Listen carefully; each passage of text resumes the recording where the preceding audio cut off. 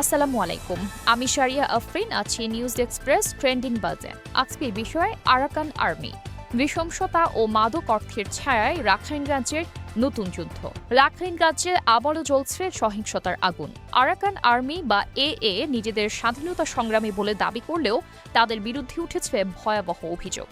২০২৫ সালের জুলাইয়ে মানবাধিকার সংগঠন ফর্টিফাই রাইটস এক প্রতিবেদনে জানায়, আরাকান আর্মি রোহিঙ্গা মুসলিম গ্রামগুলোতে নির্বিচারে হামলা চালিয়েছে।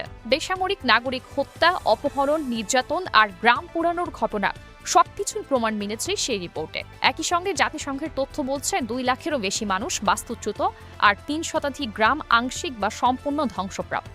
অন্যদিকে সীমান্তে সক্রিয় মাদক সিন্ডিকেটের পেছনে দেখা যাচ্ছে আরাকান আর্মির ছায়া। বাংলাদেশের বিজিবি জানিয়েছে, রাখাইন রাজ্যের মাদক ল্যাব থেকে আসা আবার ৬০% রুট এখন এর নিয়ন্ত্রণে। তারা সরাসরি মাদক না চালালেও চোরাচালানকারীদের কাছ থেকে আদায় করছে কর ও সুরক্ষা ফি। বিশ্লেষকরা বলছেন, এই মাদক অর্থই এখন এর অস্ত্র কেনা ও যুদ্ধ চালানোর মূল জ্বালানি। যুদ্ধ আর মাদক মিলিয়ে রাখাইন রাজ্য এখন এক ড্রাগ ওয়ার জোন। আন্তর্জাতিক সংস্থাগুলো এই পরিস্থিতিকে যুদ্ধাপরাধ ও মানবতার বিরুদ্ধে অপরাধ হিসেবে দেখছে। বিশেষজ্ঞদের আশঙ্কা, যদি আন্তর্জাতিক পদক্ষেপ না নেওয়া হয়, রাখাইন রাজ্য শীঘ্রই হয়ে উঠতে পারে দক্ষিণ এশিয়ার নতুন গোল্ডেন ট্রায়াঙ্গল, যেখানে যুদ্ধের অর্থ আসবে মাদক থেকে আর হারাবে সাধারণ মানুষের জীবন ও আশা।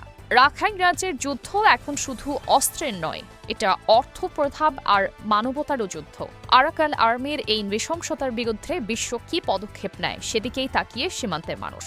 আজকের বিশ্লেষণ এই পর্যন্তই। পরবর্তীতে আবার আসবো নতুন বিষয় নিয়ে। সে পর্যন্ত ভালো থাকুন। ধন্যবাদ।